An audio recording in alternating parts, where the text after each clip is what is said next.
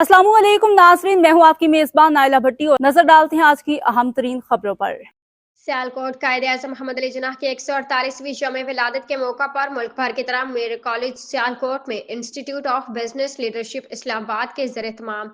एक सेमिनार का मुनक्किद हुआ, जिसमें चीफ गेस्ट साबका additional IG Punjab doctor Shoaib Sidal, जो कि इस्लामाबाद से तशरीफ लाए, और उनके साथ Mohammad Yousuf Mirza, Pakistan cargo, Tariq Mahmood mark freight international, Sarzaman Hanif, principal government school cantt, principal Murray college Sialkot और सरबसारत प्रोफेसर केमिस्ट्री के अलावा डीपीओ सियालकोट राना उमर फारूक और मफकर पाकिस्तान और आईबीएल के वर्कर और शहर सियालकोट से मर्द, खवातीन और बुजुर्गों ने शिरकत की।